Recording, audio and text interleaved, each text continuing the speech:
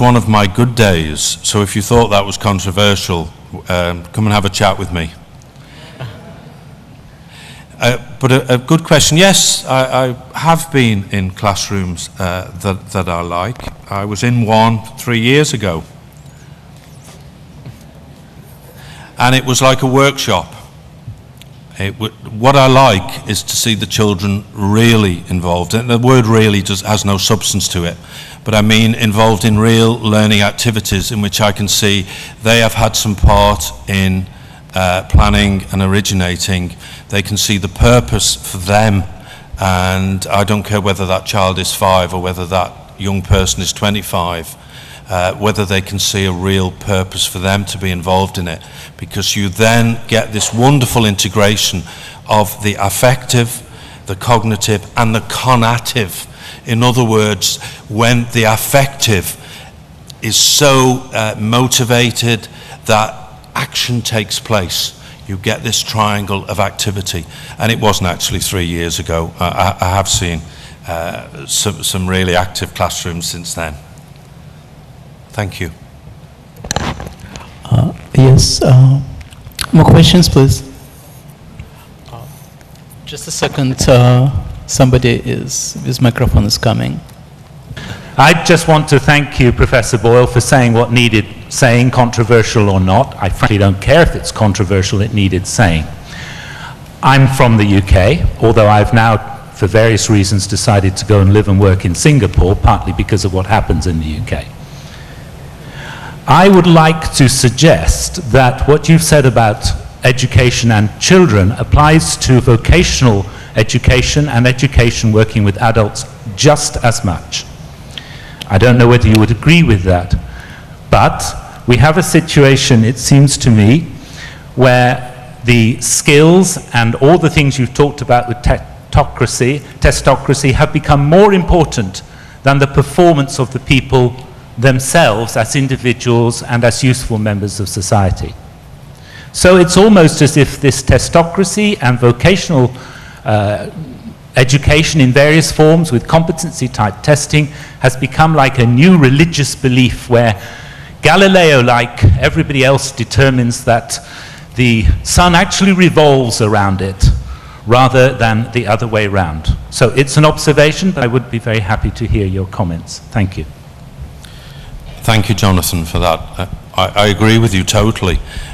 We have a situation in England where we have a highly developed test examinations culture, but what has it actually produced? On the one hand, we hear people like the CBI, the British industrialists, complaining that they have young people going into industry who can't, and I'm using the media terms here, can't read to a certain standard, can't write to a certain standard. We know all the criticisms that go with that. All I'm using is to point out the analogy that this factory, this sausage factory that we've developed in England isn't producing that. But the contrary is that we don't either have an education system in which young people do become autonomous learners, self-thinkers, free thinkers, because that is squashed out of them.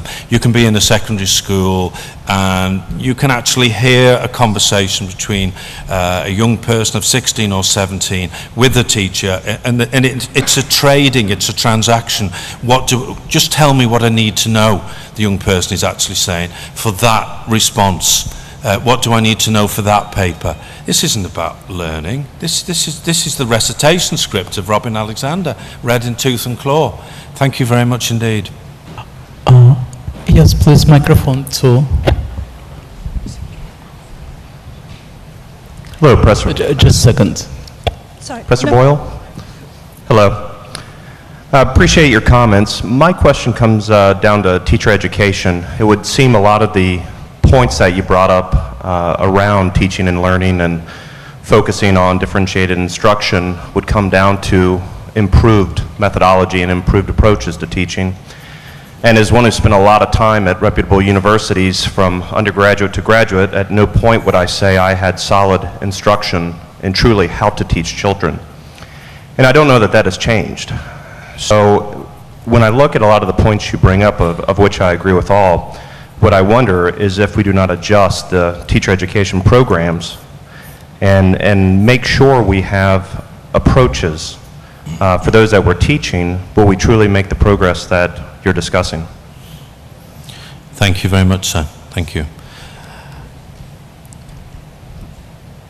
I think to entrap me in a room to talk about teacher training programs in England, you would probably be there for 5 to 6 hours. To save slander and libel, I'm going to talk about my own institution, because it would cost them so much to get rid of me now. It doesn't really matter. We have, I think it's 5 professors in the education faculty. 1 or 2 of them actually international names. None of those 5 go anywhere near PGCE, which is a tale in itself. When I got my chair a few years ago, I set up some meetings with members of PGCE and attempted to start a dialogue about literature, pedagogical styles. It was reduced, because it lasted 1 meeting, and I think 1 person turned up for the second meeting. It was reduced to well, let's blame the mentors, because it's the mentors to blame, and the students spend their time setting up the mentors to argue against the academics. So I then invited Hilary Emery, who I know quite well from her days when she used to work for a government quango, but she's now head of, I think it's some sort of executive at the Teacher Development Agency in England, along to have a conversation with some international visitors of mine. She very kindly came. I'm not talking out of turn here, because obviously I reciprocate with conversations and sound bites for her. She talked about the 33 block points, or whatever it is, in the TDA mantra. She'd left the room. The first thing my international guests said, well, is that all it is? That they go through this tick box mentality? And I'm afraid that is all it is. I mean, there needs to be a huge upsurge in involvement in the teacher training model. It's part of this closed fist that our governments, and I'm using the plural, because let's be apolitical about this. We had a socialist government under Tony Blair that was actually more right-wing than Thatcher's right-wing government as regards its education policy. So somewhere, that for the next generation to have a future, as I was shouting at you before, we need to start, and a number of us did sign various petitions to the Guardian and the Independent went at the time of the next election to say keep your hands off education. But since education became a wonderful soundbite in 1997, governments have seen it as a great way to say, wasn't my intervention successful? And unless we get the mavericks fighting and we get some of the academics that are so busy, you know, writing mindless papers for peer-reviewed journals to actually get up on the street and do something about it, then yeah, I agree with you totally. Hello, my name's Carolyn Adams from the International Baccalaureate.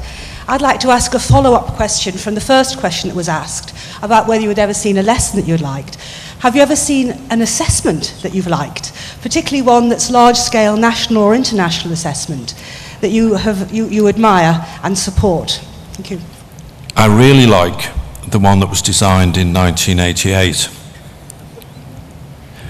that the items were developed by teachers, they were trialled nationally, they were based around the curriculum of the year group that was being assessed.